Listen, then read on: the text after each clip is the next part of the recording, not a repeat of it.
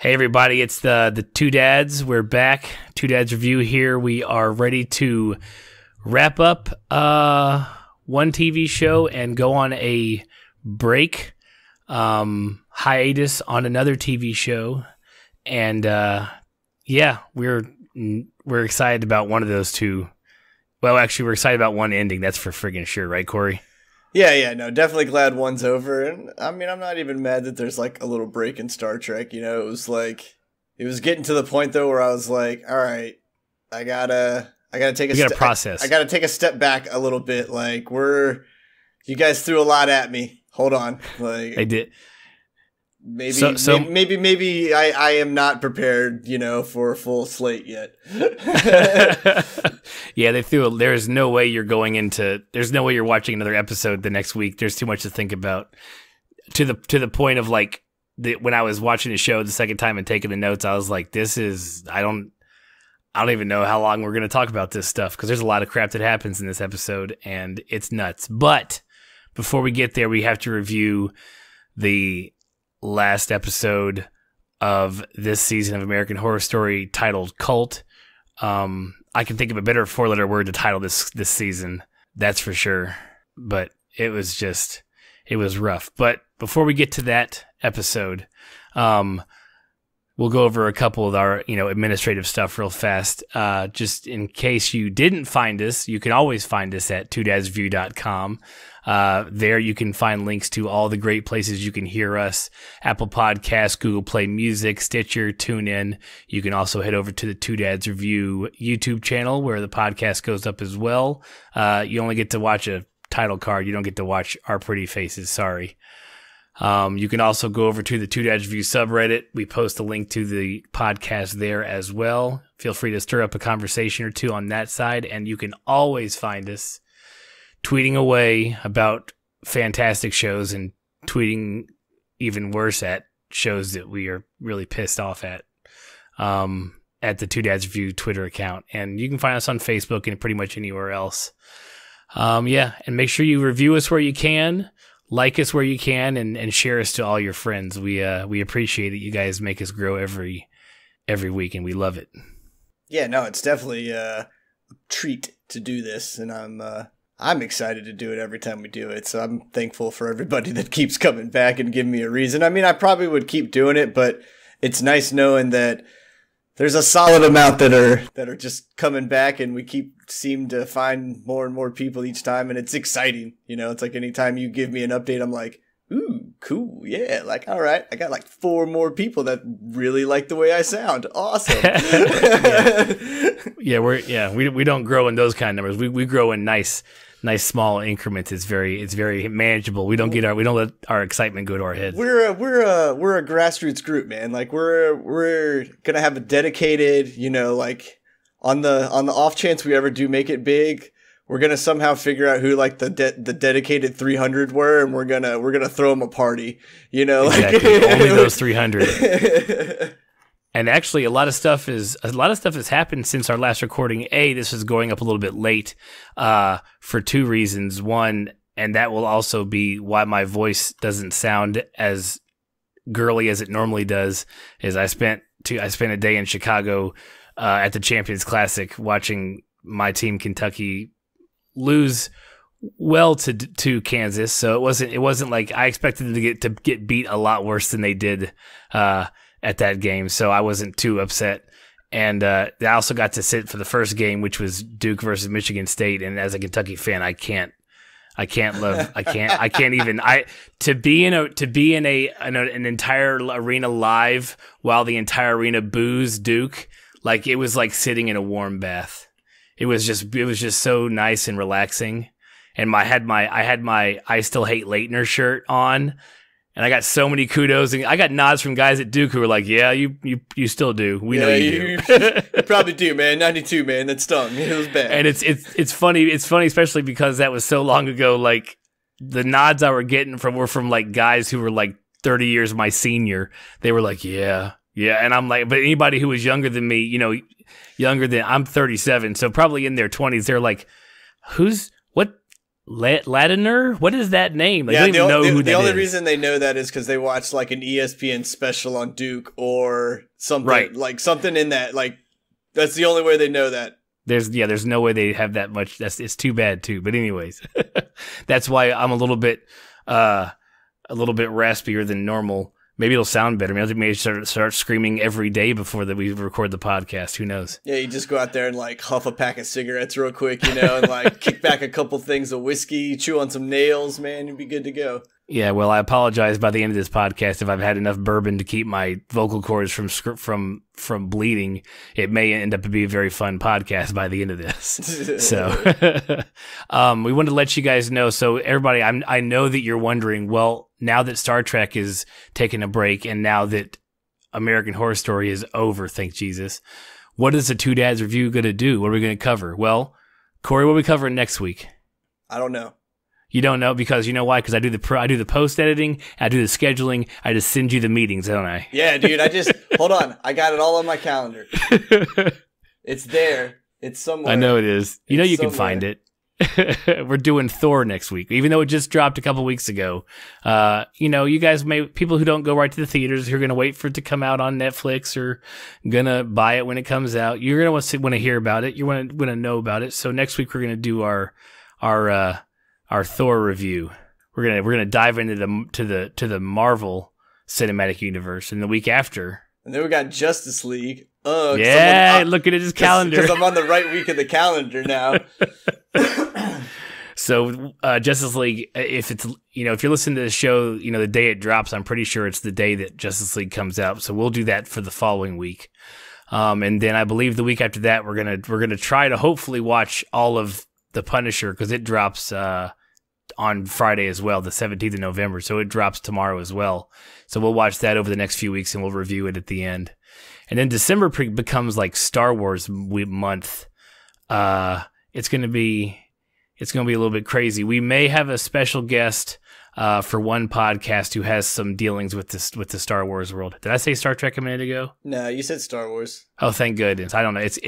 I'm gonna mess that up real bad. And if I talk to this author with saying Star Trek, I'm gonna be in trouble. So we got to make sure I shift gears before that happens. Now you just better let them know that, hey man, we just did 9 weeks worth of Star Trek. So sorry if our tongues are a little still on point with the T there. Right, quick. They go to the T instead of the W. Yeah. Exactly.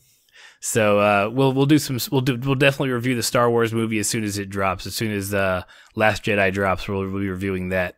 And then for the holiday weeks for Christmas and New Year's, I think we're going to tackle some Netflix movies because Netflix is not messing around with their movies. We already know they do good TV shows. They do good, episodic television, but they are dropping some really decent movies. So I think we're going to be doing 1922, which is also already out on Netflix, but it's based on a Stephen King novella, and it's got Patrick Jane in it, and the plot is real fucked up, just because it's a Stephen. Yeah, man, you were like telling me about that, and I was like, I don't even know if I want to watch that now. I was like, shit, that's dark already, and I haven't even seen it. It was just the words you typed to me. I just cut and pasted from IMDb, so don't feel bad. I didn't type those. Well, whoever wrote the description for IMDb was just on point with it. And yeah, they weren't pulling punches. It was it's 1922. A guy plans on murdering his wife with the help of his son for profit. I was like, Jesus. Mm-hmm. And then probably for the New Year's week, because it drops on the 23rd of December, we're going to review Bright, which if you have not watched a trailer for Bright, pause this podcast and go look it up right now. It's a Will Smith movie. I don't even know if I want to even explain it because it kind of spoils how freaking cool when you watch the trailer when you realize what you're watching. It's fucking amazing. So I'm not going to say anything else. Just go watch the trailer for Bright and know that we're going to watch it and then we're going to review it for you guys. Well, you can give them this. It's cops. It's cops. It's cops. It's cops and they're heroes, obviously. And they got to save the day in a Will Smith kind of way. Right. So yeah, Will Smith I'm going to give you there's Will Smith and then there's a lot of Will Smith phrasing in it, but it's all good. Everything that I saw in the preview, it made me actually very excited to watch the movie, and especially when you realize what's happening. then you're like, "Buh, son of a bitch." I'm sucked in now. Damn it. Like, I'm so not going to the Christmas Eve service. I'm watching this. Yeah. Okay, so that's out of the way. If you are only here for the Star Trek Discovery portion of the podcast, go ahead and jump to the 50-minute, 30-second timestamp, and you will go right to where that's at. But if you were here for American Horror Story, let's get into it. Corey, what do you say? Okay, man, let's do it. You don't want to get into it. Nah, I don't. You really don't. I don't. Like, I don't even care if we fucking bypass it. It was so stupid. I know. It's like, how come he only had to jump ahead 5 minutes in the thing to get to Star Trek? Because we don't want to review it. Because, okay. All right. I tried. Like, the past 3 or 4 episodes, minus some minor storytelling, I'm like, okay, they're gonna go, like, yeah, they fucked me in the first 4 minutes, the first 4 episodes, but they went in, they started getting it, and I was waiting for it to just go out with a bang. And this fizzling pile of shit that they dealt us this last episode, how was this an hour? What the fuck did we do for an hour, Corey? I don't know. Let me sum up here. I'm a spoiler alert because we're just below through it. Kai goes to jail. I was with the FBI. He gets out of jail way too easy. And then big twist, whoever was helping him was actually working for Allie. Game over. How was that an hour? How did it take an hour to fucking do that? If you were a fan of this fucking show, of this entire series, you have got to be so goddamn pissed at episode 11 of Cult, if you weren't already pissed at the last 10.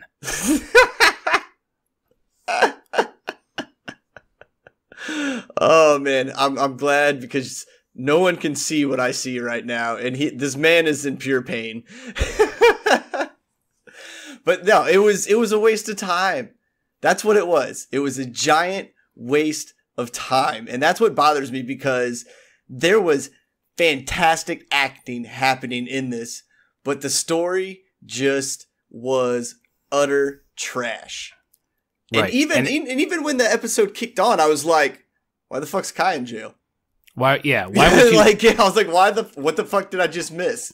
And they spoiled everything from the begin. Like, the whole season. Just tell the fucking story in chronological order, and I think you would have had a better season. Like, it would have told better. Like, definitely.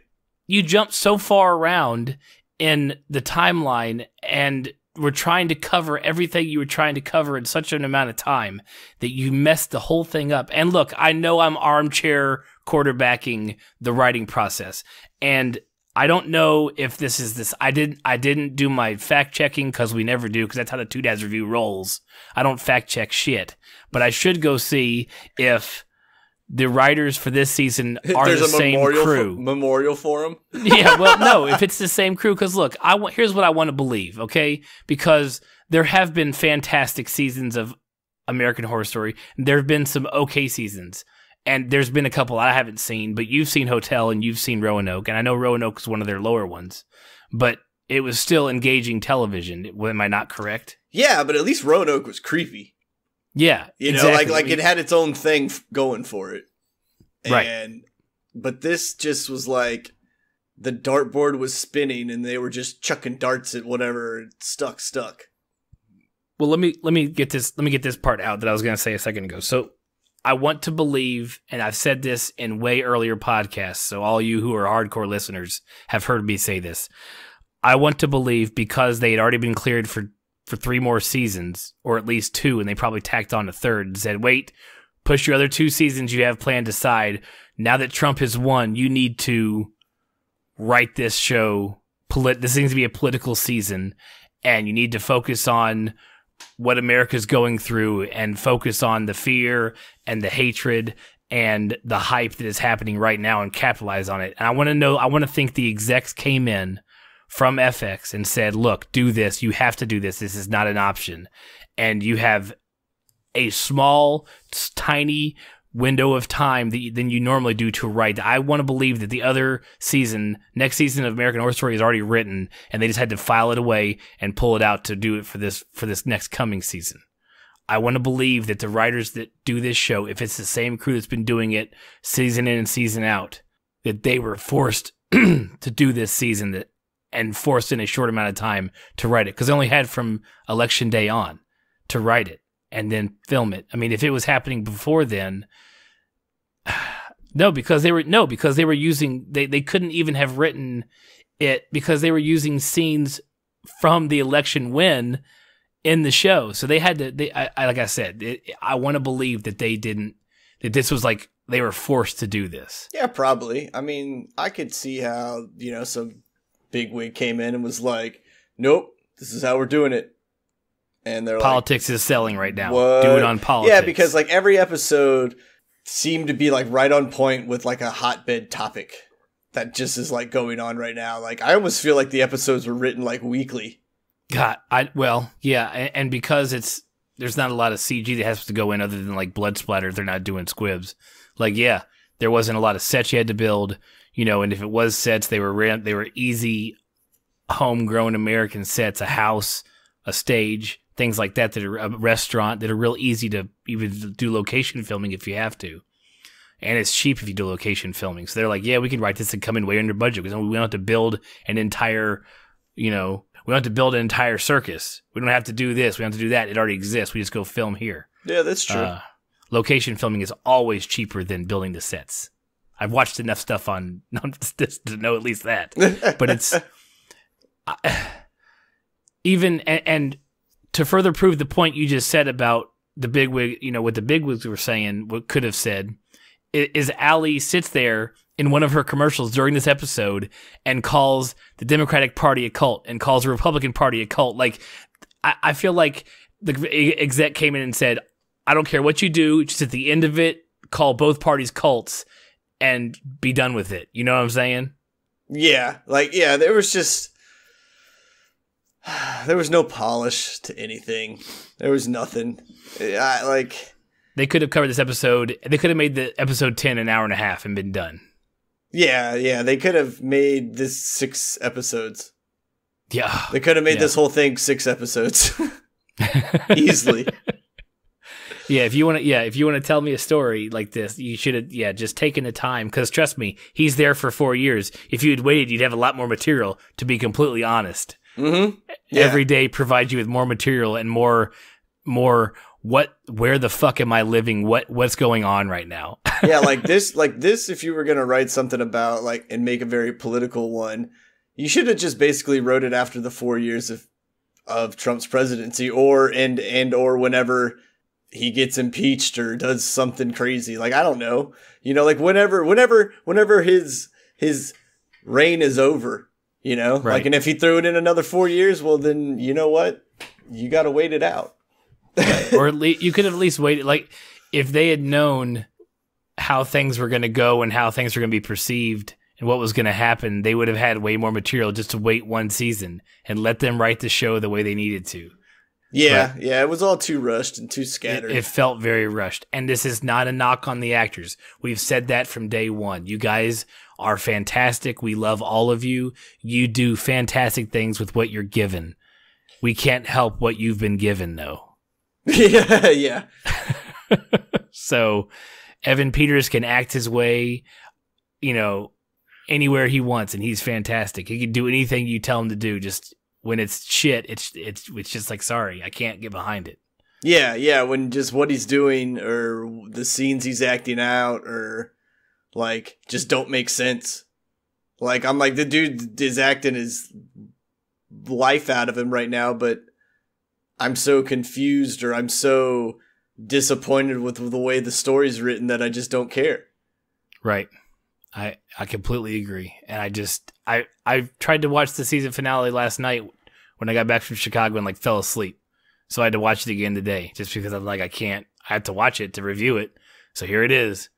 So, let's go through a little bit of the episode real fast. And I'm not going to go with my deep dive like I normally do, but I'm going to point out some stuff that's been a key, that's been notably the same throughout the entire episode. So they start in prison, like you said a minute ago, and within less than a year, because they haven't even had the Senate races yet, he has an entire cult again of a couple dozen guys that have completely gone over to his side and haven't just killed the little weakling guy who is crazy. Yeah, like he's an alien. Like I don't understand. Like this is not how people can vote. Like especially people who are going to sacrifice themselves.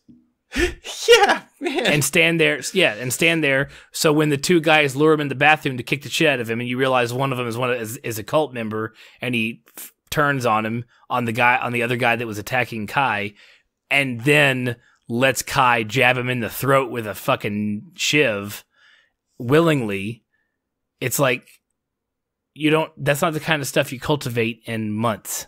No. Like I don't care how good of a cult leader you are. You don't do it in months. Yeah, and we get to see Charles Manson, Evan Peters again, which is fun.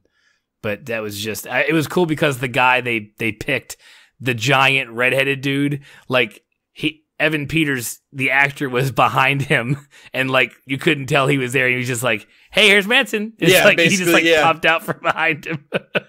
Yeah, that was a mountain of a man. That was a big dude. So yeah, so that's how that stuff happened. And then later on in prison, we get this little whiny guy who comes and wants to be part of the cult because he's not going to make it in here because he's in there for killing some kid when he was killing a kid. I'm not blowing that off. He's a piece of shit who killed a kid and actually got what was coming to him, and he went to jail for it. Thank goodness, because he's being a drunk driver and killed a kid. That's bullshit. So fuck that guy. Yeah. I'm glad when they cut his face off personally. Yeah, yeah, dude. You don't deserve to be around. Fucking piece of shit. So anyway, so that guy comes and joins, and Kai does his little pinky thing, and the kid's just like, I'll do whatever you want me to do. So great. Whoop-de-doo. Another person ready to rock and roll. Oh, dude, could you hear my eyes roll when I did that? Is this mic that good? Okay, so now we go back to where episode 10 ended pretty much. Well, no, we're not. Actually, we do. It's actually after episode 10, but we go back to right after episode 10 here in a minute. We wouldn't want to get confused with that. God forbid we get confused at how we jump around in the timeline. Yeah, why would we ever care about that? Right. So we have another meeting in the basement. Kai's hyping them up. They can't kill 1,000 women, so they're going to kill 100 because they just don't have enough time or resources. Yeah, the night of 1,000 Tates is now a night of 100 Tates. Right. Exactly. Who is Tate again? That was okay. I'm gonna say it wrong. She was Roman Polanski's pregnant girlfriend, I think, at the time. Mm-hmm. And you're right. You're right. You're absolutely right. Yeah, she's the one that was killed. Just a famous actress. Right. Right. What's her? Sharon Tate? Is that right? Yeah, Sharon Tate. Yeah. Okay, that's right. Okay, now I know. Okay, so he goes through like how to make sure you stab the baby, which okay. That's not how to, like, okay, whatever. Fuck this. Okay, what's next? I don't even care. I'm sorry. Feel free to jump ahead to Star Trek, because I can't go through it in the detail I normally do, because I don't give a shit, because it's fucking stupid. God damn it. Okay. All right. So, is that when he's freaking out? No, let me see. Yeah, because he's freaking out right before that, and then, like, Sarah Paulson's character... Why can't I remember her name right now? Allie, like, has him pop his pills and sets him in there, and then he goes in there and gets the guys all hyped up, does the baby stabbing, and then... Oh, and then so it's her and Beverly talking in the kitchen. Yeah. We can tell that Beverly is still, like, just fucked up. And we never learn, once again, like, the shit I care about, like, what did you do to Beverly for those weeks that she was in the hole? Like, we never learned about that we just know that somehow, like, strong as shit, gonna take no shit Beverly went from that to, like, cowering, trembling Beverly, and we don't know what they did, which would be kind of important, but whatever. Why tell that to us? Yeah, right? Like, you would think that they would... I mean, I get they wanted it to be, like, the closed door scenario, where, you don't know what happens, but you got to at least show the closed door happening, right? Like, you got to, like, show her going into the box. You got to show her whatever was about to happen right before it actually happens. Let your imagination take over, and then exactly. And the door I'm glad closes. You went there. I'm glad you went there. And they didn't do that at all. They just were like, hey, I guess she's got like a commercial gig somewhere else, guys. So we're just gonna not show her for a few episodes or some shit. Exactly. I'm glad you went there. Yeah, because with movies and when it comes to horror, they say that whoever they are, says, some of the best horror is what's left to the imagination. It's what they don't show you, which scares the fuck out of you. Yeah, if you can give somebody either a brief glimpse for them to not like, you remember that? Like, okay, I'm just gonna go completely off track. Go ahead, man. Go with it. You got to be more interesting. You remember that short film, and they made the movie Lights Out after it, and it was the one where the lady was standing there in the hallway and she'd flick the light off, right? Yes. Okay, so at the very end of that film, you actually get to see the thing.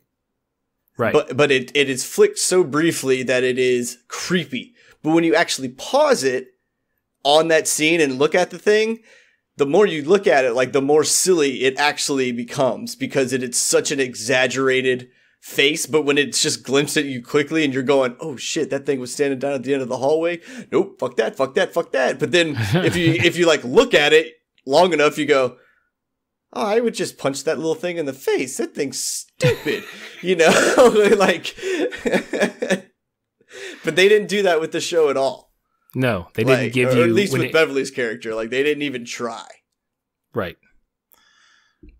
And and you're right. It's an important thing. Her being broken should have been shown and or explained. Exactly. Somewhere.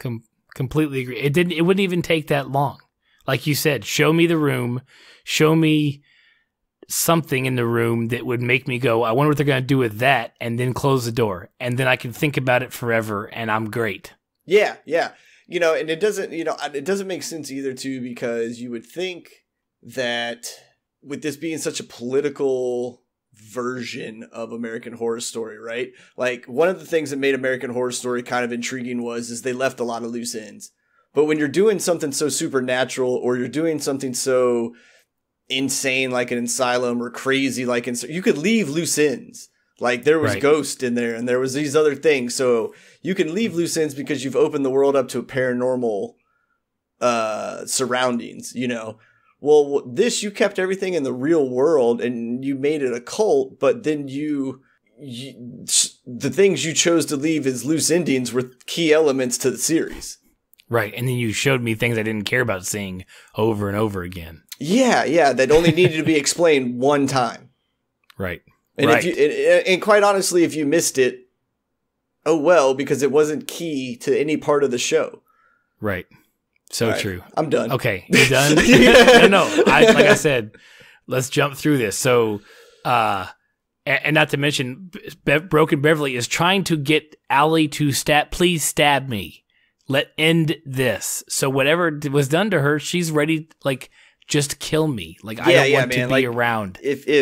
And I'm going to go ahead and just jump way the F ahead into another series. If a man can survive 7 months of Cleon torture, like, right? What the hell did Beverly go through? And because like that guy doesn't want to off himself, so what the hell happened to Beverly that she is just like, dude, knife in the gut.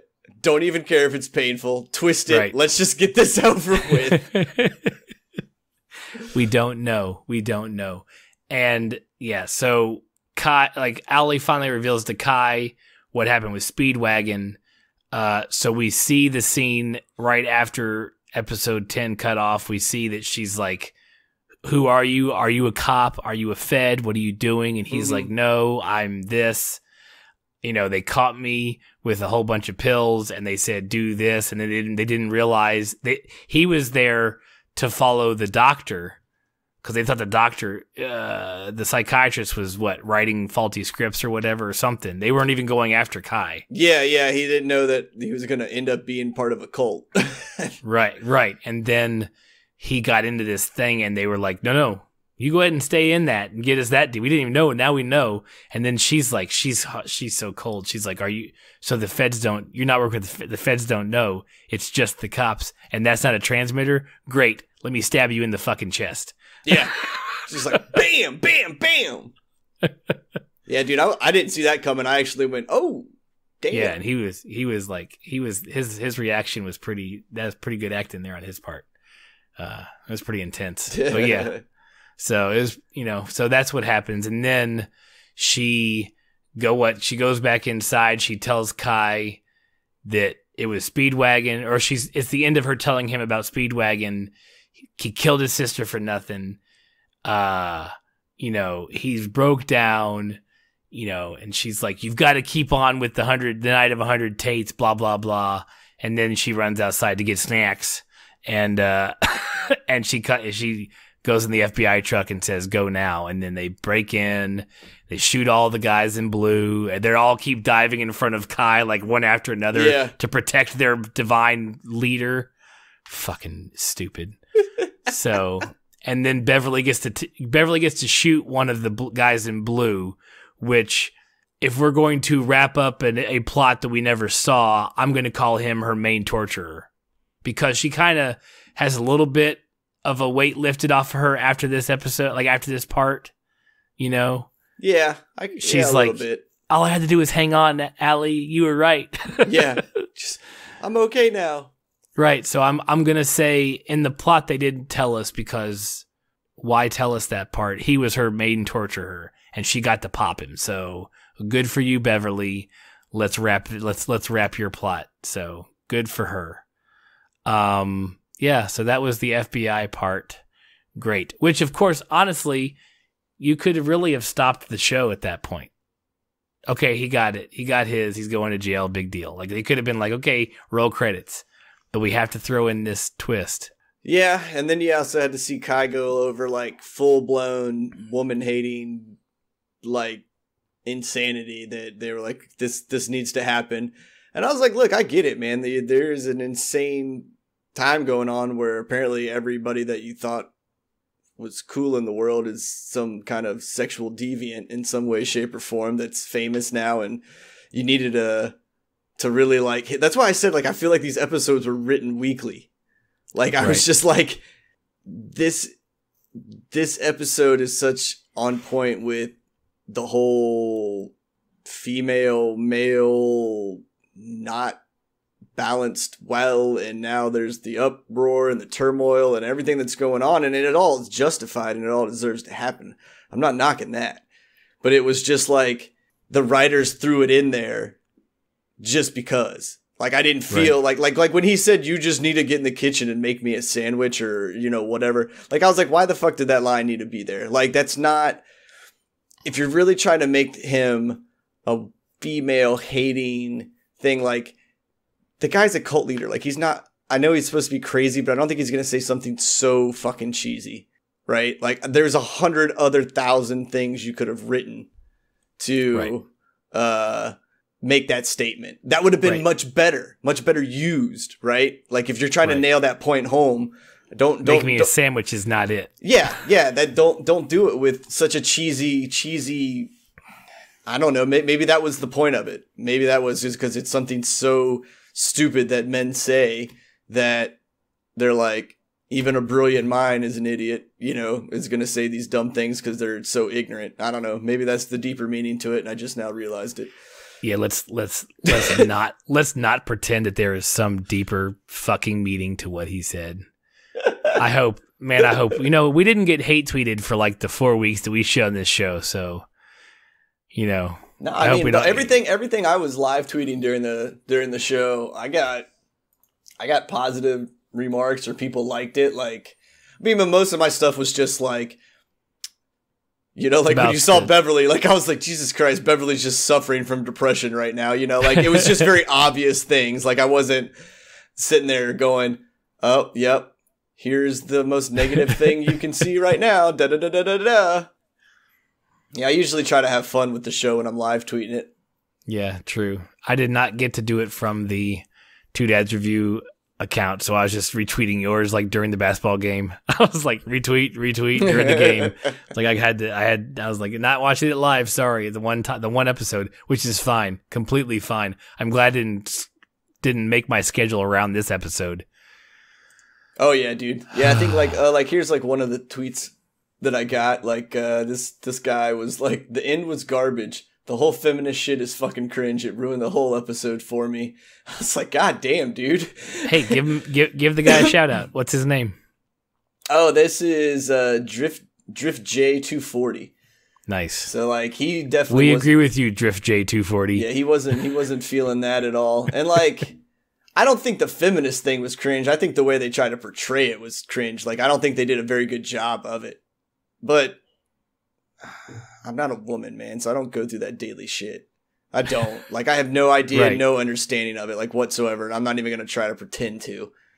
Like, I'm a fucking white male, Anglo-Saxon, wasp-looking motherfucker, man. Like, I don't ever experience any kind of shit from anybody because of where I've been born and my stature that I've somehow accomplished in life. Like, and it's sad. You know, like, this whole episode's just got me going off about, like, tangents because the episode's not important, but I think what they were trying to talk about was important, that they just did a piss poor job of fucking doing it.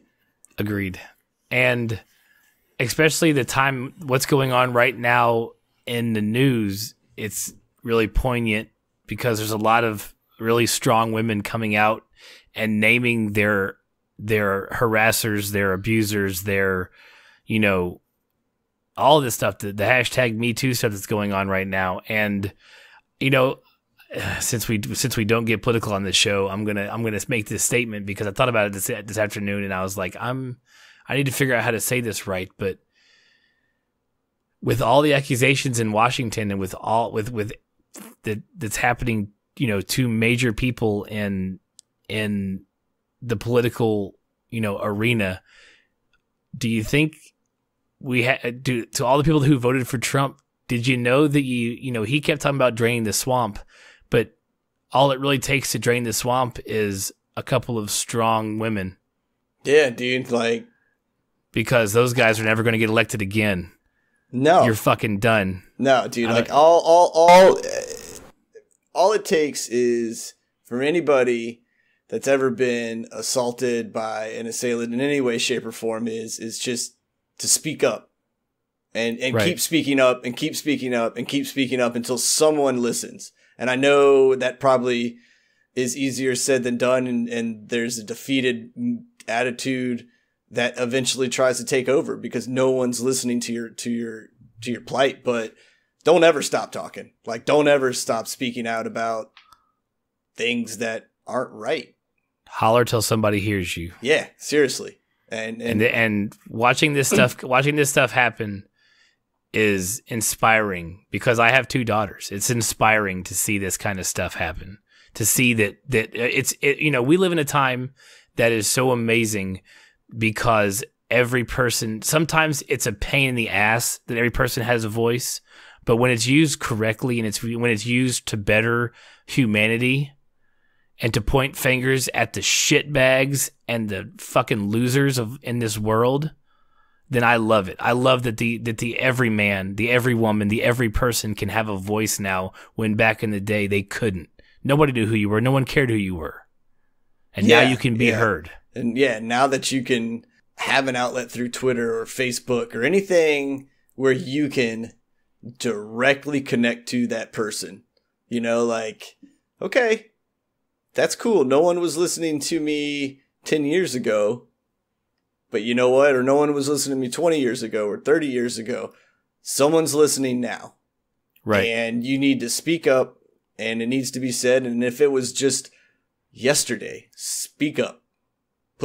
Put that person in the spotlight.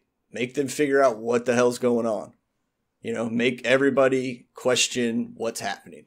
Agreed. Well said, sir. we don't usually get like that, but it's inspiring right now to watch what's going on in the world, to watch what's going on in the US when it comes to Hollywood and when it comes to big business and when it comes to the political scene. Yeah. And these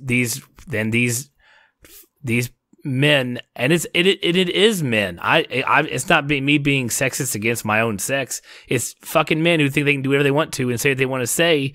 And now it's time for some consequences to fucking happen. Just be a decent fucking human being. Yeah. Don't be a shitbird. Like, just don't be a shitbird, and don't, you know, and when you have to retire or you have to not be in your career anymore because of some shit you did that was messed up to a woman, then just get the fuck over it, because you're not going to ever work again. I hope you planned well. Yeah, seriously. Like, you should just be excommunicated. Like, we need another Australia. Like, there's got to be a landmass. There's got to be a landmass we don't know somewhere, because apparently, though, Australia's got their shit fucking better together. Way to than go, we do. Australia. Yes, way to go, Australia. More power to you right there, because this week, that's the a week beautiful thing. Yeah, the week of November, what is it? Today's November 16th, 2017, and they voted this week for what? Same-sex marriages. Across the nation. Yes. As a nation. Yes. And it was like clean sweep. 60%? Was it 60? Something like that. It was just a beautiful thing. That's what it was, man. It was a beautiful thing. I saw a video of them announcing the percentages in the win of that with the whole crowd, and it was like, I almost teared up as much as watching like soldiers come home. I can't. You ever have a cold? Don't show me a soldier coming home and his dog excited to see him. I'm over. It's done. Just put me down. Can't do it. It's a good way to clear your sinuses out. You'll get all the snot, all the tears. Everything will clear out real nice for you. Yeah, you have like a thing of cayenne pepper just like sitting around there going, oh, what happened? You're like, oh, nothing, man. It was just this pepper, not these YouTube videos. Not these YouTube videos of soldiers coming home and their kids being at school. Like, I would, you know, as a Marine who's not in anymore, like, I couldn't, if I was the Marine or the soldier coming home, like, I couldn't hold it together. I'd just be like, I'm in my blues looking all sexy and like bawling. Just like, just tears everywhere. You're just a pretty girl who just losing her shit right there, huh? I'm just gone. It's over. Yeah. I'm drinking my tears. It's so much. Okay. Yeah. All right. Okay. So let's just jump through this real quick. Cause we're already 30 plus minutes into this review of this episode, and it doesn't deserve our time. Allie's running the restaurant. She's got a new girlfriend. Oz is having a birthday. She's still, I guess she's still, well, of course she denies killing Ivy. She can't tell anybody else anymore. So she's not, you know, Ivy's death. You know, what is the story she's telling everybody about why Ivy, that Kai had her? Oh, Beverly says that Kai pled guilty to all counts except the one murder he didn't cop to is Ivy's. I don't, honestly, I don't even really remember. Yeah, I happen to catch that because she can't, you know, she's not going to go tell everybody else that she killed Ivy now. Yeah. Then Oz is having his birthday party and Kai calls and she tells him, apparently she sent the real medical folder saying that Oz is not his son. So now he has nothing and you're going to live there forever and die there and your seed's going to wither and fucking whatever. Yay. Yeah, basically to sum that part up, she was just like, you're going to jail and you're not going to get anybody pregnant and you're never going to pass on your genes. That's right. You're done. Your line ends here. Since you've killed your brother and you've killed your sister, your line ends here. And then all too conveniently, Kai has plans to escape on the day of her, political,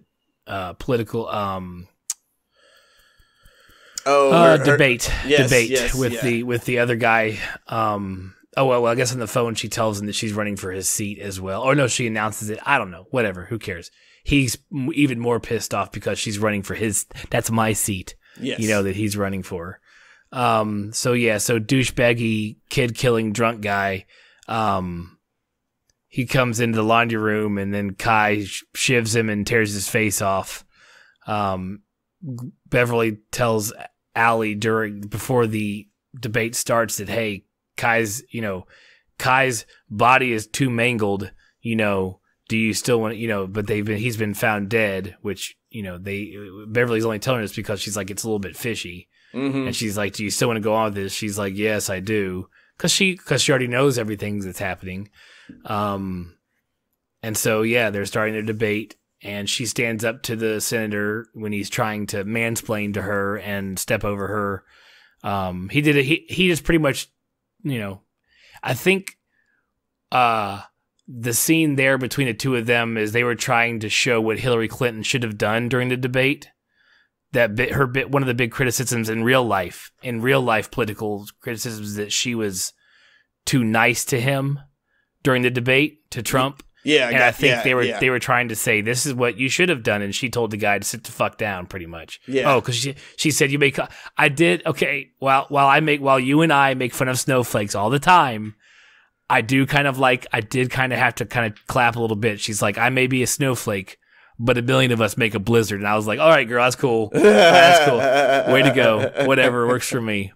So Kai comes to the mic. He's like, my name is Kai Anderson. Everybody like freaks out and takes cover because they know everybody's going to fucking die now. Yeah. He walks down the aisle. His plant, and I use my famous Two Dads Review air quotes that nobody can see because we don't record this.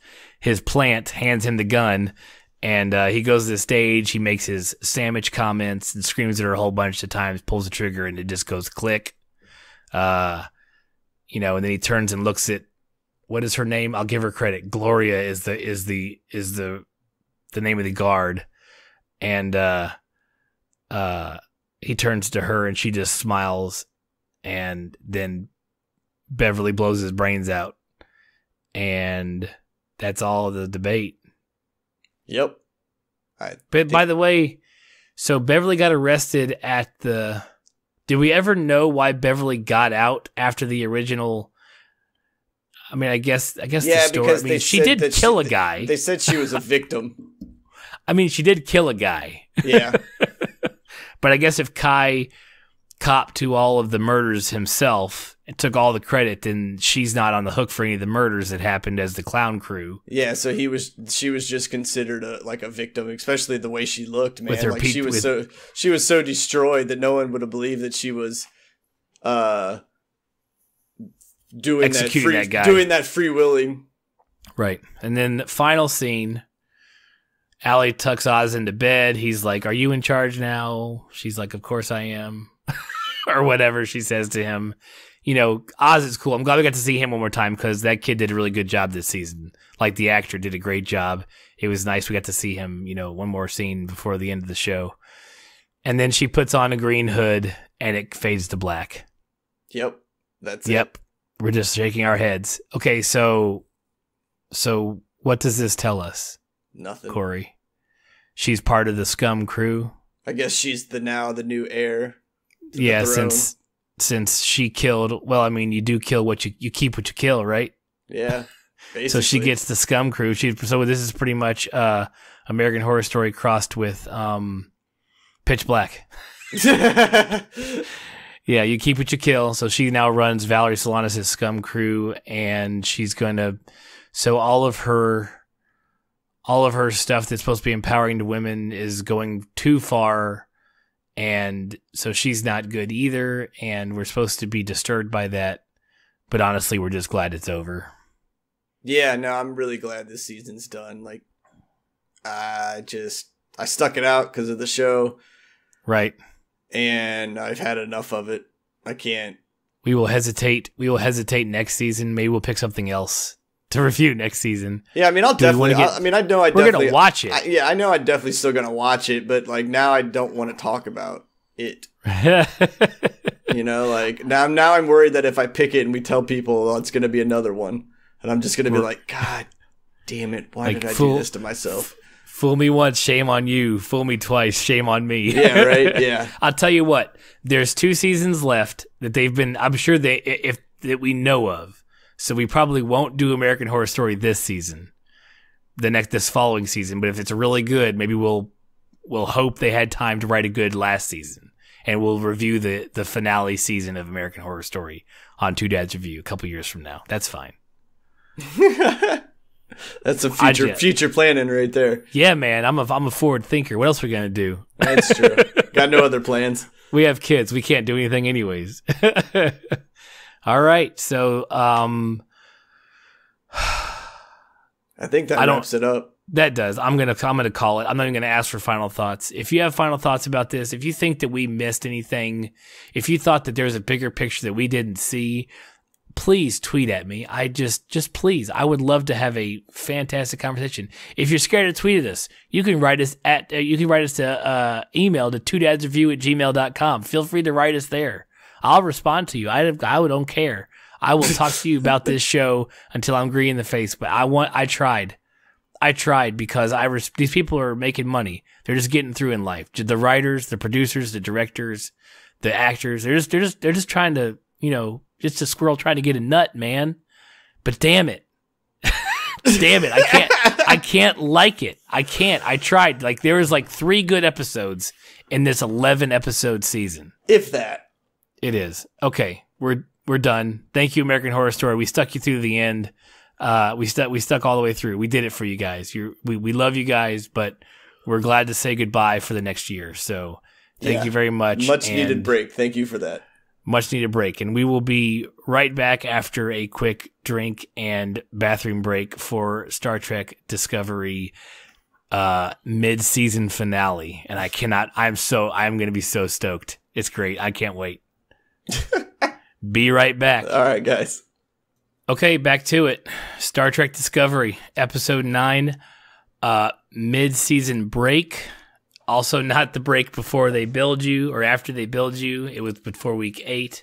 So maybe they're counting on us forgetting to cancel before January. So they're like, it's only 1 billing cycle. Maybe they will be able to just keep their subscription active. I don't know.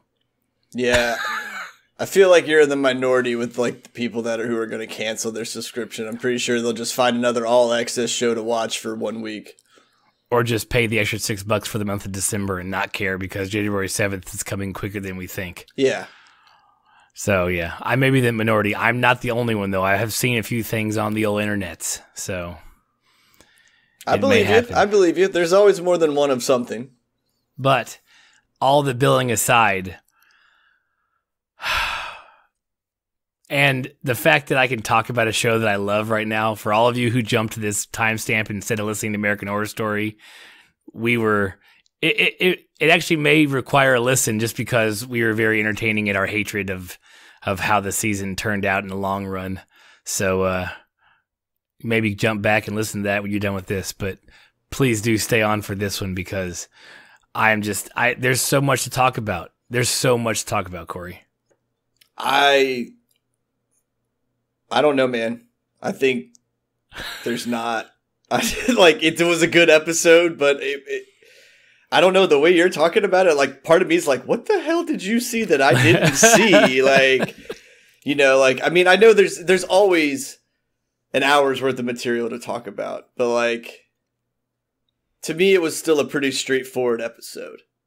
True. There's the worst part is like the little tiny thing. There's a few major things that aren't really said or aren't super tension isn't drawn to them specifically, but they're not till the very end. So like I have to talk about the entire show before I get to the part I want to talk about that's super nuts and changes because truth be told, I didn't catch it the first watch through. Like I was just enthralled in the story and the oh shit, oh now we're this, oh goddamn. Like just by the end of it all, I was just like, but there's something that happens that changes everything, and there's a few things, but okay. So that aside, let's get into the episode because there is at the very end, the last like fifth, like when you IM'd me while you were playing FIFA and I was watching the show the second time and you're ready to start recording, I was like, that was when everything was hitting the fan. I'm like, I got to take more notes. I got to talk about this stuff tonight. I can't not talk about this. I'm pausing things and screenshotting things. Like, is that what I really saw? So yeah, no, it was rough, but there's a couple of things. There's about 3 things that happen at the very end that are really telling in a lot of people's plots, and a lot of things that we've been saying are being reiterated by what's happening. So it's really good. All right, we'll get to it, man. I know. All right. So, so as I ask every week, as you, Corey, as a non-Trekker, a non-Trekkie, not huge Star Trek fan, from your childhood, how did you like the episode? I liked the episode. I thought it was pretty good. Again, like I thought it was a straightforward episode. Like there was like some heartfelt moments. There was some solid action. There was a little for mature audiences only. They didn't even put a warning. Like there wasn't I'm not like I don't even know what I guess interspecies erotica. Like yeah. Yeah, there's a little bit of that. And then there's a lot of science. There's some science stuff where I was just like, all right, we're going with that. Cool. We're going to go in the long speech about that. Works for me. Let's just get to the next thing. And there's a lot, and there's a couple things, and there's a couple gripes I have. And I'll get to those. They're more nitpicky, but it's kind of like, really? It's just some of those things. But there's a lot of good stuff. A lot of things they did stylistically for the episode that I enjoyed as well. So we'll get to those. Okay, so into the show. Star Trek Discovery, Episode 9, title, Into the Forest I Go. Which could mean that's where Stamets ends up at the end. Like, just in the spore forest, man, because he is not with us at the end of this episode. That dude is hard up for whatever's going on. He is hurting. Yeah, he's cloudy-eyed superhuman now. Yeah, he may have superpowers by the end of all this. Yeah. I don't know. Like, he was like, I can see everything. Like, I was like, what? He's going to be, if he survives, it's going to be fun to see what he gets to learn.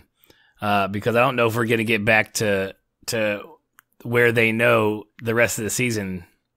Because they're definitely not going to be able to jump for a while now until he recovers. So it's going to be fun. But anyways, all right. So we start the episode. We're still at Pavo. We literally pick up right where we left off from episode 8. You have Lorca talking to the Admiral, which I looked up online. The Vulcan Admiral's name is Terrell, just so we all know. The guy's name is Admiral Terrell. And he's explaining the Starfleet strategy. He's like, look, we're calling all ships back behind Federation lines, especially your friggin' ship. Like, sorry, Pavo. Sorry to bring you into all this, but we're out of here. Like, no one's hanging around. And, they don't want the Discovery to get lost. They don't want to lose the Discovery because it's the only ship that can do what it can do.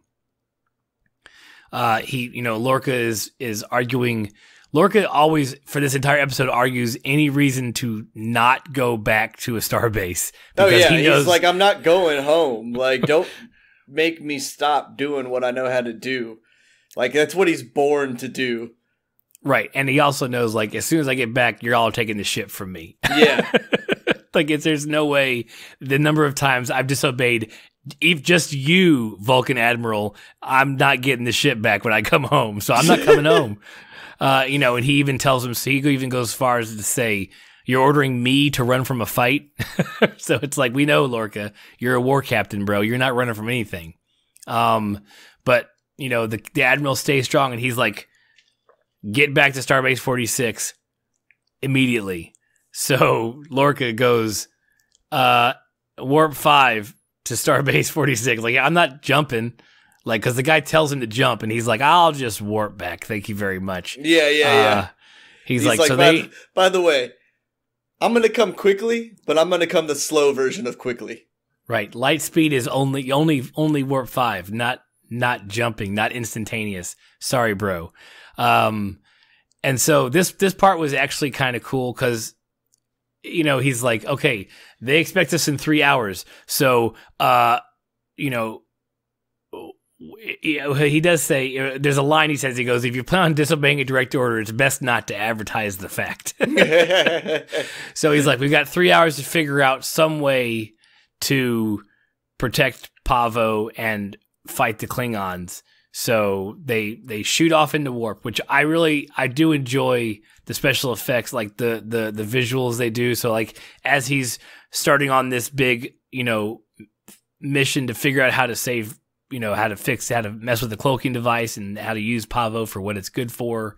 Like you see the ship, you see from the view screen, the ship go into warp, and it's just kind of a cool shot. You know what I'm saying? Yeah. No, it's definitely a good cinematic piece. Very good. I love when they do that. And later on, we'll get to some more like in-warp stuff that's pretty awesome. But at this point, he says we've got 3 hours to decide what to do to fix Pavo, and then we'll jump back and do it. If not, then I guess we get to Starbase 46 and game's over.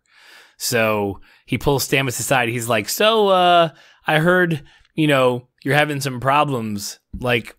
And Stamets like, yeah, my ports are kind of itchy. He's like, well, go down to medical and have him run all the scans in the world on you. And Stamets is like, oh, fuck. Because he's, Lorca's wanting to build a paper trail of we can't use the jump drive for all these reasons because Stamets is having some issues. But it's all just supposed to be a ploy. But then we, learn later on that it is not, that he's like, oh shit, they're actually gonna run real scans. Fuck, I'm dead. Like, yeah. He's like, oh man, I'm gonna get caught. Yeah, and so at the end of that, we get like number one of a whole bunch of like the Stamets defeat face, like the like he has like the Eeyore face. It's his sad gaze. Yeah, we get that a lot. Like his eyebrows must have been sore by the end of that. By the end of filming this episode, because he was using those muscles hardcore that entire show, man. All right, so the next thing we come to, they're starting to like spitball how the cloaking works and how they could possibly defeat it. It's a whole bunch of sciencey talk that I just stopped typing. I was like, they're just doing cloak science talk. I don't know. The captain's like, how do we detect this ship, the imperfections are infinitesimal. Like, how do we detect them? And then, like, Saru's like, by putting sensors on board. He's like, I'm sorry, like a boarding party? Like, how? Okay, so how are we getting people on the ship? Like, a boarding. And so they do, Burnham says, she goes, weapons and shields are offline while they're cloaked because they give off a signature. If you didn't know, Corey, when your ship has its shields up and its weapons are online, that produces a signature that's detected by sensors. So that's why when they are cloaked, they fly no shields, no weapons up. So when they decloak, they are vulnerable for that split second till they can arm everything. Yeah. So if you didn't catch that, that's normal Star Trek lore. Everybody knows that. So they're like, so what we're gonna do is we're gonna plant some things in the ship, and they're like, how long will it take to collect this? And they're like, days. And Lorca's like, we don't have days, but we got a spore drive. So you're like, oh shit. And after this, Lorca heads down to the med bay to have I just love it because he's going in to have a fake conversation like, hey doc, so how the scan's going? You got me a paper trail yet? And the doc's like, if you were planning on having a paper trail for what's wrong with him, you've got way more than you expected. And he goes through like the entire like, this is wrong, and medical term that is wrong, and body part this is messed up, and brain part this is bad. Like just goes through a freaking laundry list of these things. And by the end of the conversation, like we get Stamets Eeyore face number 2 of the episode. Like he's just like, oh, but at this point, Stamets says he has no side effects. He's like, but there's no side effects. I internally am messed up, yes, but I don't have any side effects, which we all know, and Tilly knows is a lie, yes. Which leads to, it's not quite there, but yes, it's fantastic. Okay, that's right. So you have Lorca and Stamets in engineering, or as I typed here, somewhere dark. I don't know where they are, but they're somewhere talking about. He's like, I've got to make 133 jumps. Oh, I feel like that's like the captain's quarters. Yeah, it's either his quarters or his ready room or his man cave or something. So this is the part that weirded me out, is that they were making, and in fact, before they start this jump sequence, they were making short distances without anybody plugged in. So why did they need, other than to drive the plot, which I completely understand, why do they need Stamets to do these micro jumps around this ship? You know what I mean? Yeah. Because even when they open fire on the vessel, Stamets isn't jacked in yet, but they're jumping. They're jumping around the ship, firing, jump and fire, jump and fire. So I don't know if it had to be precise for the readings from the device. I'm sure they said it somewhere in there about that, but it was just one of the minor things that bugged me was like, yes, we need Stamets because of this whole plot of what I'm getting ready to get into from this scene, but it's probably just because of the number of jumps. Maybe, possibly, very true. I mean, it could be, or even precise coordinates. Like he's got to take me exactly right here and exactly right here, as opposed to when they're firing, they're like up, left, down, shoot. It's like they didn't care; they were just jumping around the ship. Mm-hmm. So, Lorca does a really good job, and the worst part is, especially what I'll get to later on the episode, like Lorca does a real good job of like buddying up with Stamets, like here, and then later on after the end of the episode, like he's like, look what I've done. He pulls up the star map, and like Stamets is like in awe of the data that the captain has decided to collect from all the jumps. Oh yeah, he was definitely taken back. Yeah, and Lorca is just she's just spoon feeding him. You know, this is how you make a cult right here. It takes time.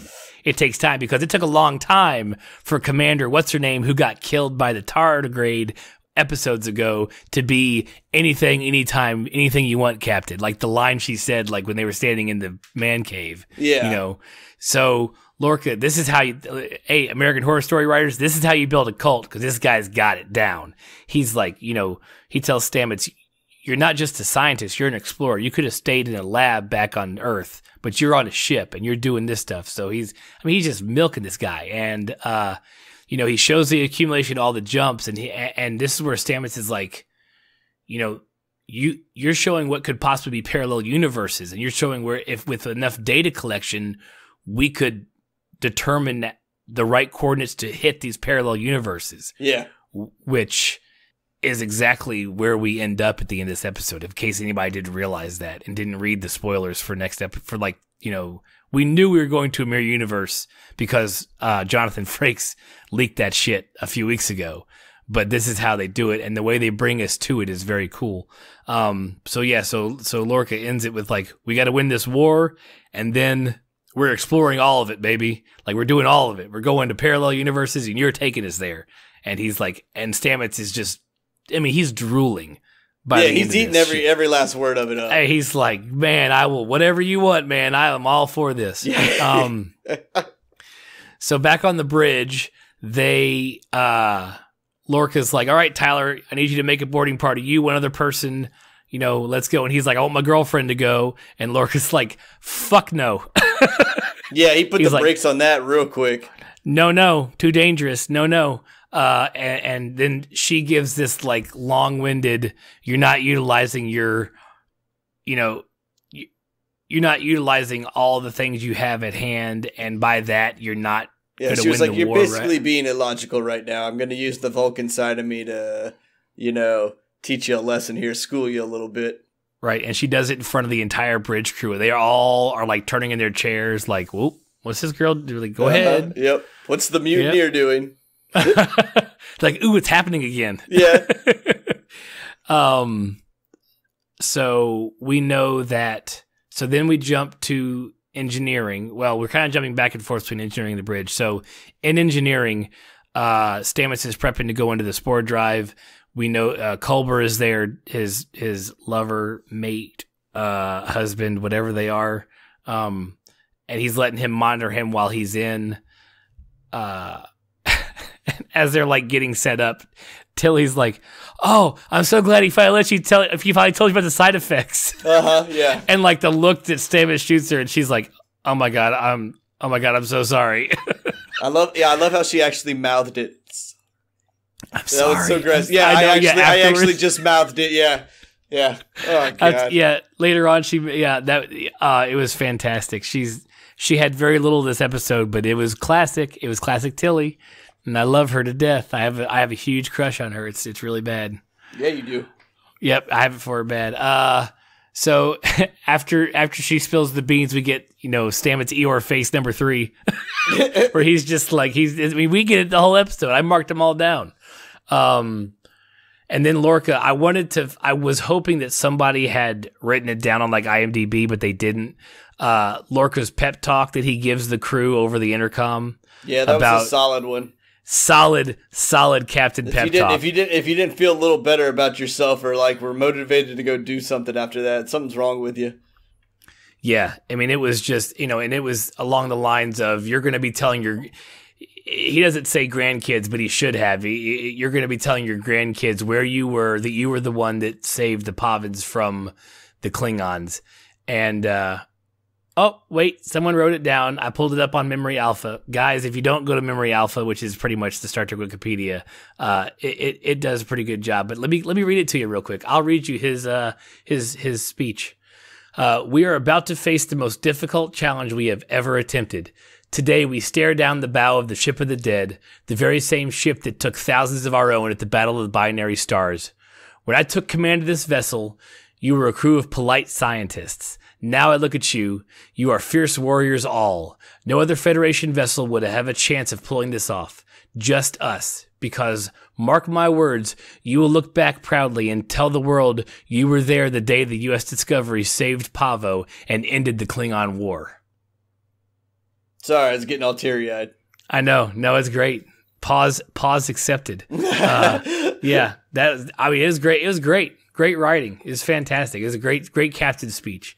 Yeah, it was good. I really, really enjoyed it, especially when I first heard it. I was like, damn, man, you got me. I'm with you. That, he was one step from being behind a giant, or being in front of a giant American flag. Pretty much, yeah. Like Patton style, yeah. Basically. Right, so let's see, where are we now? We are Pep Talk and then the long range. Okay, so this is the best. This is another one of the visuals I loved. So they're in warp on the way to Starbase 46. Their long range sensors detect the Klingon ship heading into the Pavan space, and they friggin' black alert jump while in warp. My nerd muscles just tingle, like when they are in middle of like a warp bubble and they do a friggin' jump and it's like warp to like bloop, sitting right next to the planet. I loved it. So now we see we're next portion. We're on the Ship of the Dead. Cole is staring out the window. He's holding. We see him holding a Starfleet badge. The symbol. We're pretty sure we know whose it is, but we don't see it yet. He's receiving a brief from one of his officers telling him that the Discovery has appeared in orbit, but they don't make a mention of like, hey, it wasn't there like a second ago, and now it's like here. And I know we've been scanning, so I mean, the ship just kind of just thin air materialized, sir. Cole, sir, sorry. I was like, who doesn't go? What do you mean? I mean, who does it as a commander? Who doesn't go? What do you mean? What do you mean it just appeared? What do you mean? Like, it was here 1 second, it wasn't here. Like, that's so you deserve the end of this episode. Yeah, well, Cole didn't seem like the brightest of Cleons to me. Like, very true. He just was like the guy who was the meanest. Yep, and so he gives his own version of a pep talk speech, and pretty much to sum it up, he's going to kill everybody and take the Discovery and her secret weapon. Which, of course, as a Klingon, he still thinks that like what the Discovery has is a weapon, not just something new age style travel mode. Yeah, yeah. Well, I mean, I guess everything's a weapon depending on how you use it. Very true. And so we see the Ship of the Dead start to decloak. So he's going to decloak. He's going to raise everything up and start lighting them up. So Tyler and Burnham are getting into the transporter room. They're wearing devices that mask their human life signs so they can't be detected by the sensors within the ship. And then the captain says, evasive pattern, lambda something. And they, start taking some fire and head off and start getting the ship to move away from Pavo a little bit. And yeah, so they Tyler and Burnham arrive on the ship, which is awesome, and then they go to plant one of their two monitoring devices, and since they're clandestinely on a ship mounting a secret device that's supposed to transmit data of a cloaking technology, it fucking hums and is lit up and whistles and beeps and is big as fuck. Like, are you shitting me? Like, I want to see this. Here's a scene that I'm sure got cut or was, of them going, of the scientists going, here you go. And they're like, what the fuck is this? It's the size of a fucking toddler. Like, what am I going to do with this? And you turn it on and it's whirring and it's lighting up and it's humming and it's making a loud fucking, like, what is this? So, apparently, the ships are very noisy. Yeah, apparently. I mean, considering number 2 gets planted on the bridge and they don't realize that she's there till she starts freaking zapping people. So yeah. Anyways, that was one of my little pet peeves. Like, is that really your clandestine monitoring device that you're trying to sneak onto a Klingon ship? Something that lights up blue? Like, you could at least go back to the 21st century and figure out what paint is and just paint over the. I'm sure it won't bother your sensors. So, anyways, enough about that. Was one of my nitpicks. I found it hilarious. Glad you got that out of your system. So they're moving through. Actually, I think earlier she mentions, and I forgot to mention it, that the bridge section of the Ship of the Dead is 4 times the size of any ship in Starfleet. Just the bridge, just the head of that beast is that big. So they're moving, Jesus and they Christ. had to plant one aft and plant one in the stern. Like, so they're walking miles to get from one to the other end of the ship. So they plant the back when they're heading to the front. And they detect a human life sign on the ship. And she's like, look, it's close. It's just on the other side of the bridge, four starships away. So, so you go over there, find that thing. Oh, well, they get to it, actually. They both go to it. And they're trying to break into it. And he suddenly is like, hi, I was on a Klingon ship for 7 months, so I know exactly how to get this panel off and cut the exact wires to pop this door open. Yeah, by the way, all those wires looked exactly the same, and then he just grabbed like 4 of them and just cut them. He pretty much, it's one of those things like, I just cut half of these and the shit don't work. We're fine. Yeah, we're good. It looks really cool. But, after all of who could Tyler be we've talked about over the past few shows.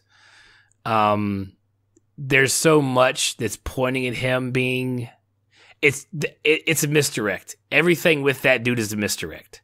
You know what I mean? Yeah, I'm with you. I think he is. In fact, someone went as much to say, like, I saw this online, and this is not my idea, but I was like, oh damn, that blows everything out of the water.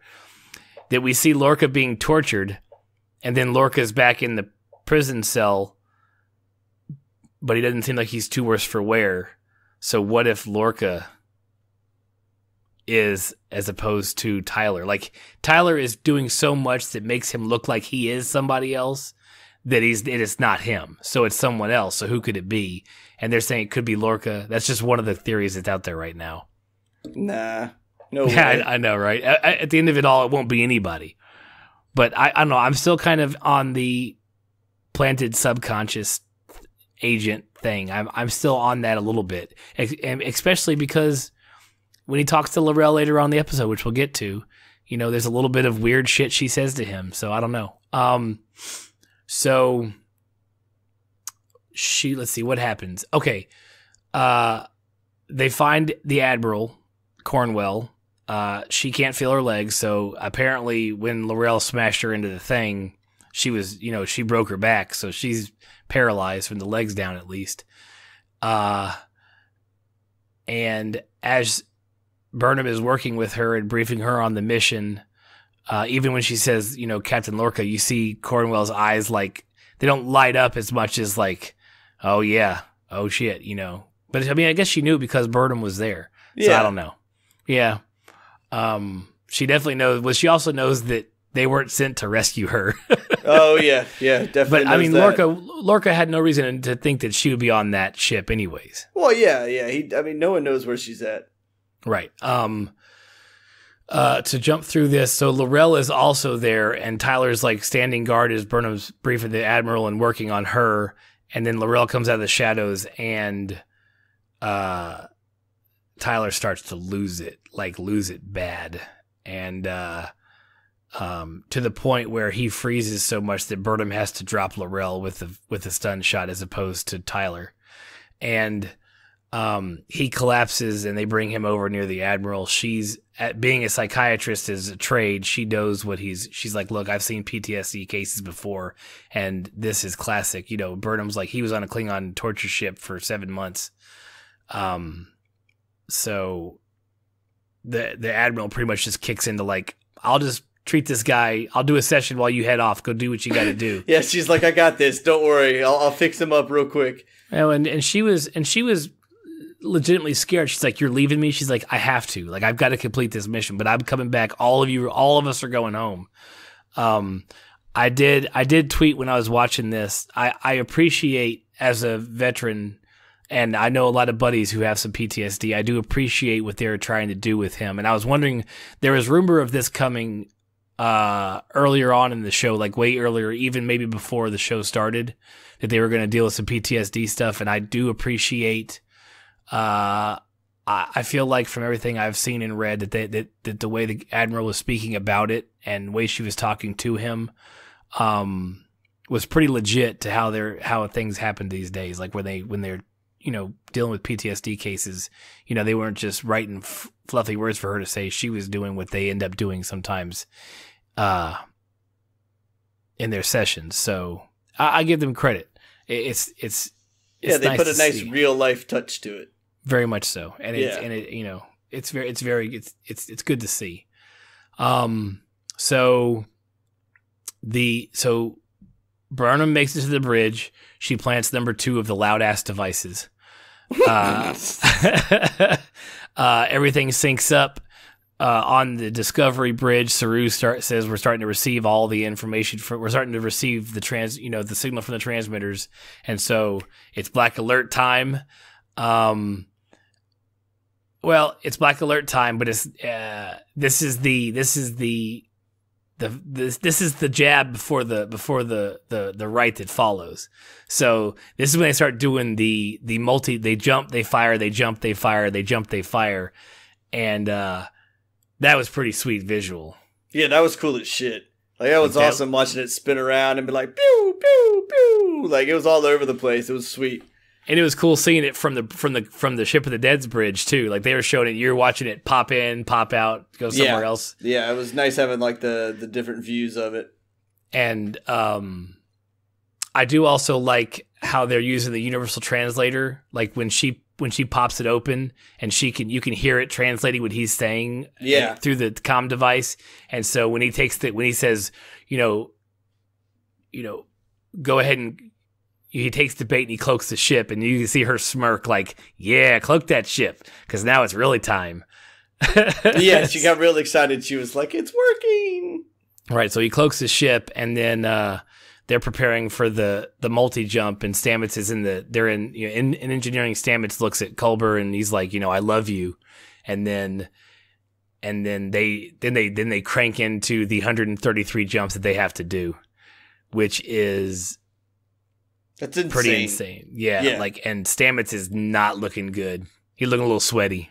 Yeah, he's looking rough. He's shaking. He's convulsing in there. Like, dude's having a rough time.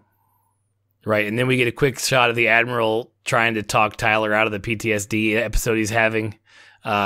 It's working a little bit, but not too much. And then we flash back to engineering, and Stamets hits like a Nirvana for a second. He says, "There's a clearing in the forest." He said, "That's how they go." And Culber's looking at his life signs and his pulse rate. I think he said like 192. Yeah, something like that. And they were on like jump 37 of he's like, how many more jumps? And she's like 92. Yeah, right. Like, we got a ways to go, bro. This dude's not gonna make it. Culber goes to the comm straight to the bridge and tells Lorca the situation. He's like, you've got to abort this. Like, he's not gonna make it. And Lorca's like, you do whatever you have to do to keep him alive. And so Culber begrudgingly complies, gives him 2.5 cc's of some made-up medicine. And I don't think it was anything real. And he tells Stamets, I love you too, like, to the window. through the window. So that was, I don't know. I really like those two. I really like that couple. I like what they're doing, and I like the issues they're showing between, duty and love. I think it's really cool. Yeah, no, they're an awesome couple, and I like it was a good heartfelt moment, and I like the fact that like Stamets said it first, or not Stamets. Yeah, no, he did. Yeah. Okay, yeah. Before they started the jump sequence, Stamets said it, and that was Culber replying to him, when he had to administer the drug to keep him going. Mm-hmm. Yeah. So back on the ship of the dead, the Klingons report that they detected some sabotage near the burial chamber, which probably means where they popped that panel open and cut the wires. So right as Cole dispatches some guys to go down to check it out, and he's like, this whole thing is a ruse, so we need to get out of here. We're going to warp. And so like right as the guy's about to go to warp, Burnham reaches over and stuns that dude, turns around, stuns another dude. And then they finally see, someone's here. And then she at that point, they still didn't see where the fire came from.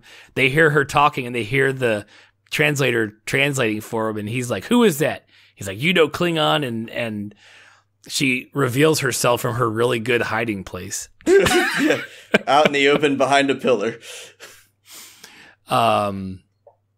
And so this part is really cool. And this reminds me of, so little background, I hate subtitles. I can't read very well. The fact that I made it through Lorca's speech halfway decently is really surprising. But I hate subtitles. And for that reason, I've never seen Pan's Labyrinth because I'm not going to read the whole movie. I refuse to.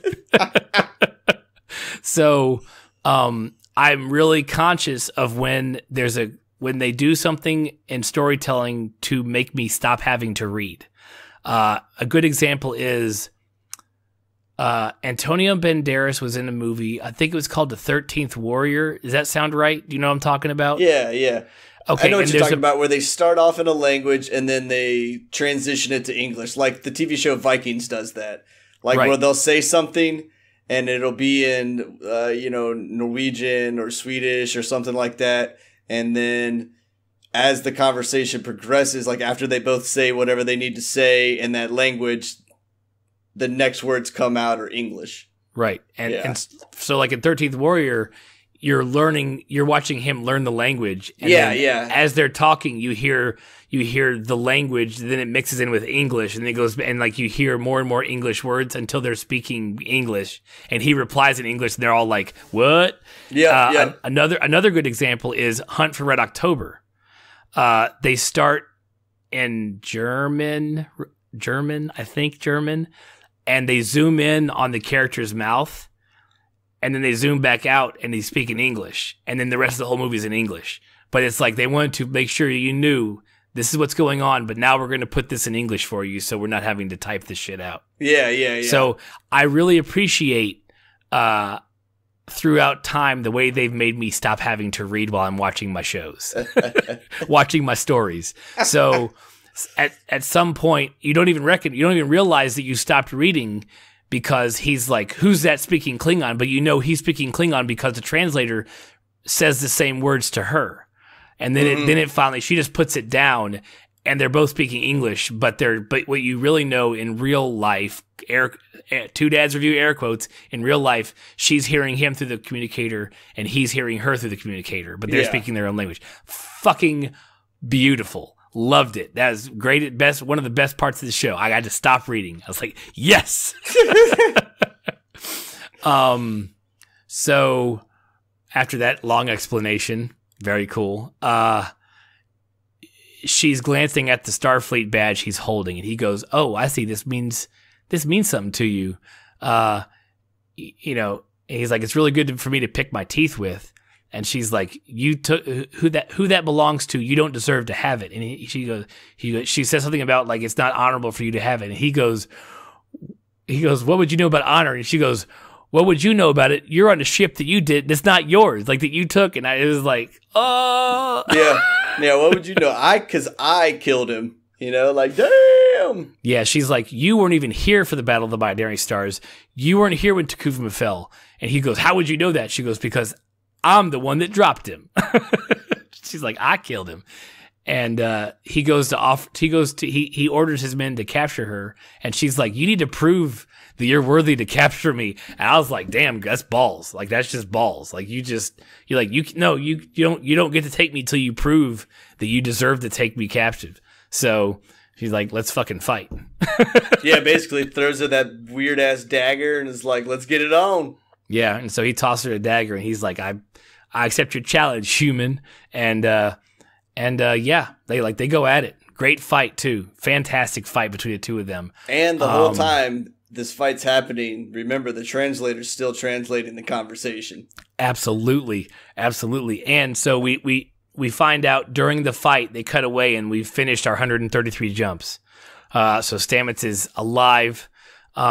Saru informs us it will be 5 minutes to compute the data to determine, the frequency the ship is cloaked at.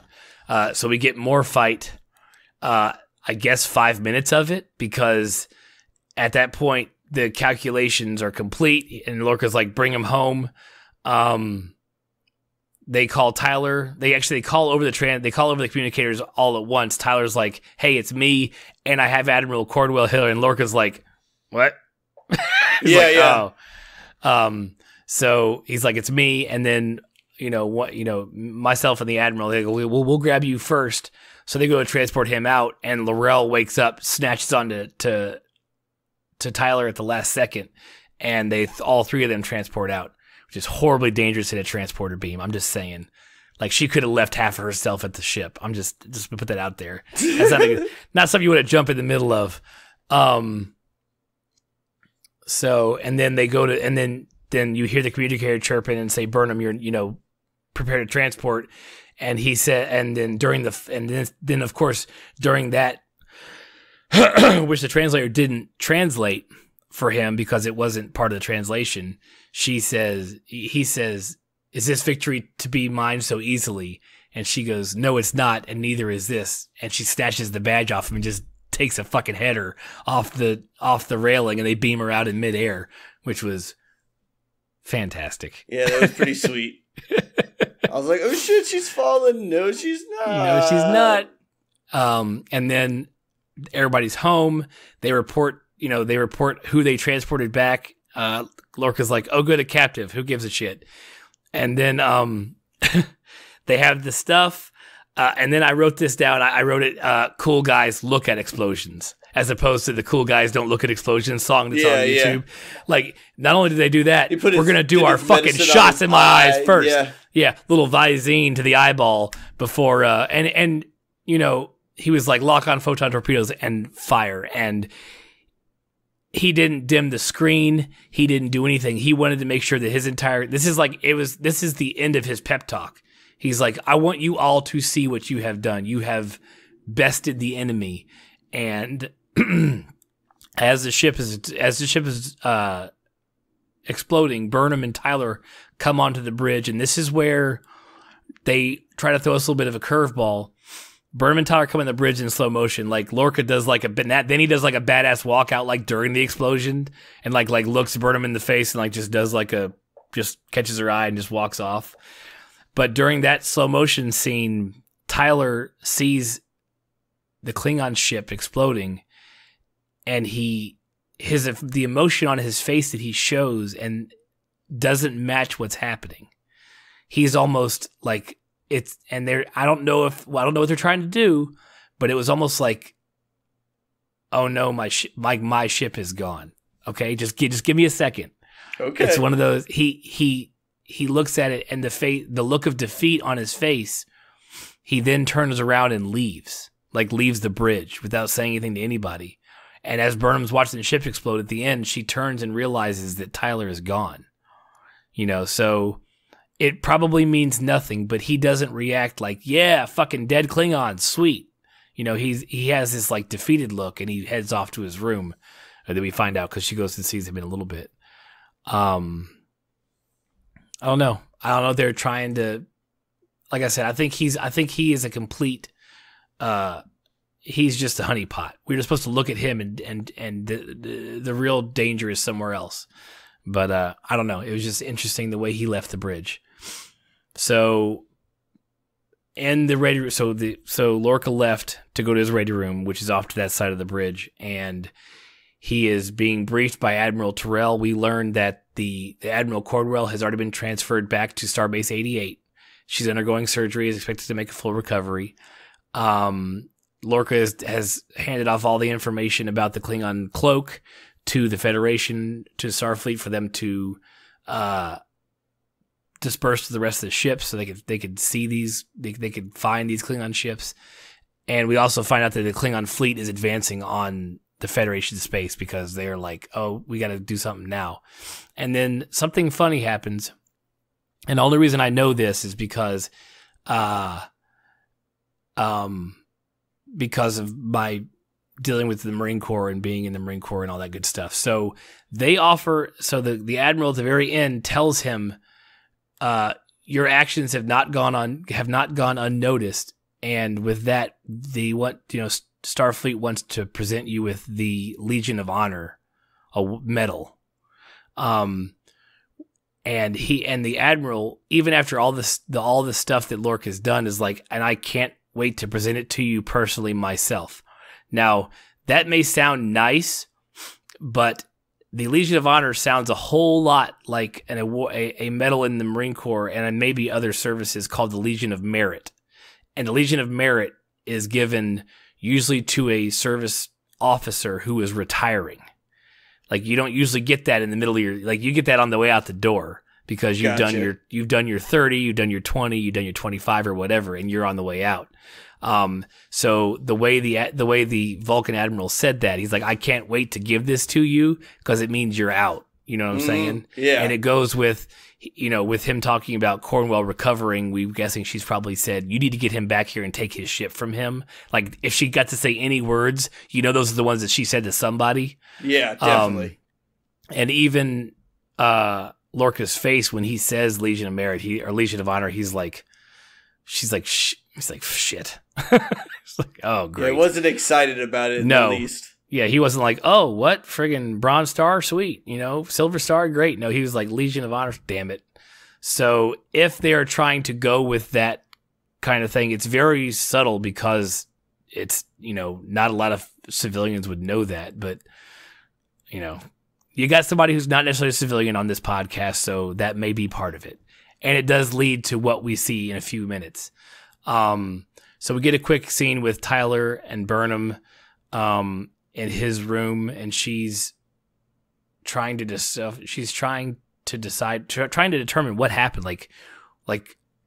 For the longest time, everything that happened, you seemed to it just kind of rolled off your back. It never really seemed to bother you. So who is she to you?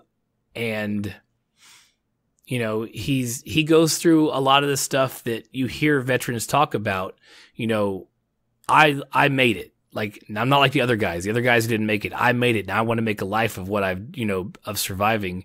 And he's like, in a weird sense, I'm glad I went through that torture because I got on the ship and I found you. Some good, some stuff that I know that other veterans who suffer from this have said to people, to loved ones, things like that. So, they have a nice little heartfelt moment. And then we move to the storage bay or something that has a big giant ass window that Stamets is looking out of. And Lorca gives him his second like buddy, join my cult talk. And,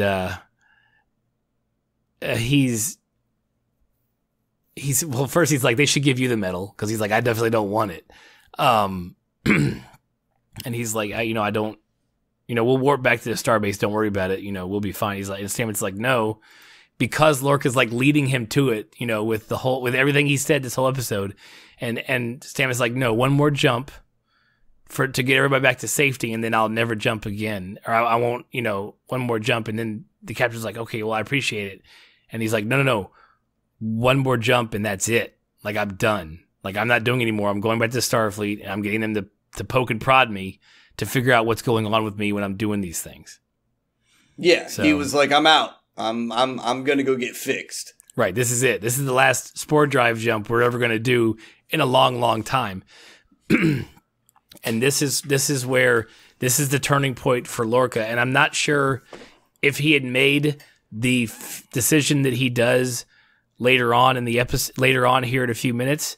I'm not sure if he walked into that room ready to make that or planning to make that decision, but he knew that it was now or never. And so the next quick scene we get is our Klingon sex dream. That was interesting. I didn't think they were going to go there. Nope, I didn't. Nope. You got a full-on Klingon boobies, over the top body frontal, like it was weird, man. It was like a very intimate scene somehow. Right. Very and scary. And scary, yes. I believe the Two Dads review tweet for that shot was I now know what Klingon sex looks like, and I truly know fear. Something to that effect is what came to me when I was watching it. So Tyler runs to talk to L'Rell. So he wakes up from this nightmare / sex dream, and he runs to where L'Rell's being held, and he asks her, "What did you do to me?" And she's like, "Do not worry, I will never let them hurt you." And then the ship goes to black alert, and she looks at him and she says, "Soon." And it's like, oh damn it! They're just putting little pieces at it. Like, what do you mean? What do you mean?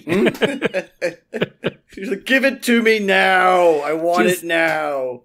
Just tell me." Yeah. And so then we're back in engineering and we get another great scene with Culber and Stamets, and they kiss, which maybe it's not our first same-sex. Anyways, whatever. It was a great scene and it was real touching. And Stamets was like,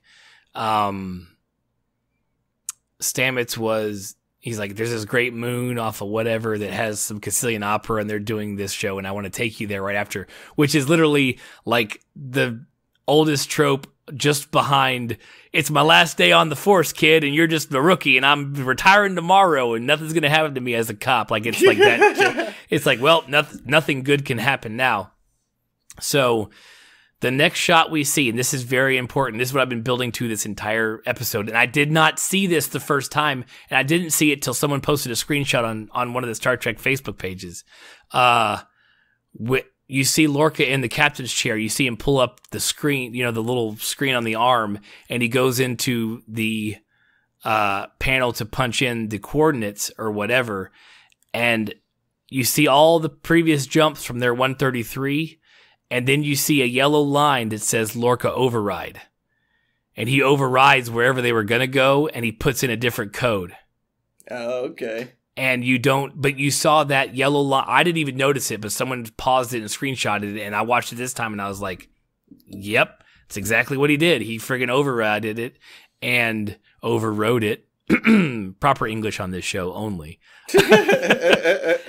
And so they jump to black. They jump. Stamets screams and is just like losing it. Ice starts forming on the glass, like inside of the friggin', I don't know what's going on, but and Saru's like, Tilly goes, "It reads as an incomplete navigation sequence," which is like, we don't know where the fuck we landed, is what it's pretty much telling you. Yeah, no. Like they were like literally lost in space. Right, and they open the door to the thing. Stamets falls out of it practically. His eye, when they finally, he starts convulsing. When he finally opens his eyes, like they're all starting to go milky white. And he says, "So many, I can see them all." And so we're talking. We know. Okay, so after watching it again, we know the conversation with Lorca about the parallel dimensions and all the different places. This is what they are in a parallel dimension.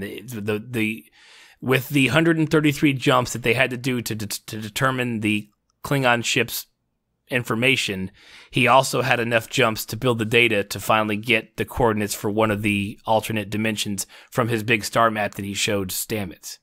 Yeah. So we know we're in a friggin' another dimension and parallel universe, something to that effect. they're surrounded by what looks like Klingon wreckage, and Saru's like, I'm afraid I don't know where we are. Like, I don't know. You're nothing is telling me anything. We don't know where we are. And that's how we end the episode. Yes. That's how they bring it to a close with a bunch of space wreckage and everyone literally confused with where they're at. Even Lorca's a little bit like, he's like, shit, man, that may have went a little too far.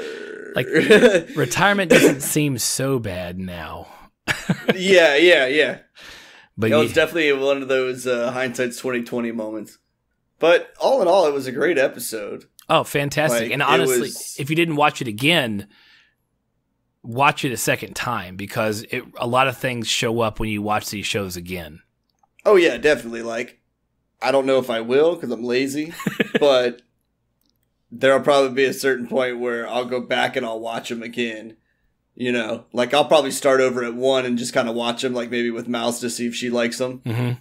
And then, you know, so I'll probably have a nice run through of it all over again. You know, sometimes when I'm talking like that, I'm actually not talking to you, but our audience. Just, I know you turn into an audience member when I go to the Star Trek section.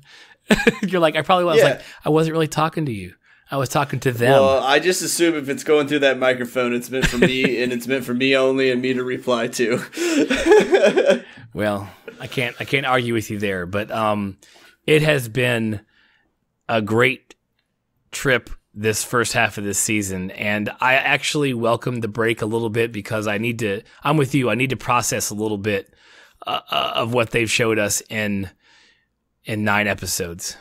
Yeah, you gotta, like I said, I'm ready for the break. Like, it was too much, not too much, but just the right amount. And I know if I watch more of it, I'm almost going to be like, it's too much. It's too much now. Like, this is a good breaking point, I feel like. On top of being ready for it to break, I can't wait for January 7th. Like, part of me is like, oh man, now what? And that's what makes great television. Well, yeah, because it's like the break's long, but not really that long. Right. Because it'll be here before you know it. Very true. So that wraps up this episode of the Two Dads Review. We always enjoy the listeners that show up every week. If this is your first episode, you jumped in at the very end of one, but we're going to go into movies here for the next few weeks. So enjoy that. There's a lot of good Netflix shows that are starting to come out, so we're going to review some of those. And we just really appreciate when you guys show up every week to hear what we got to say. Yeah, no, we always thank you for coming out and taking the time out of your day to listen to us, and we really, really, really do appreciate it all. And but peace and love, and we hope you guys have a great weekend. Yep, and we're not doing any more double episodes anymore, so no more 2-hour shows. So you guys really get back to normal around 1 hour listens to us talk about a TV show. So that'll be good. But we do want to thank everybody, and to echo what Corey said, you guys are fantastic, and we'll catch you guys next week.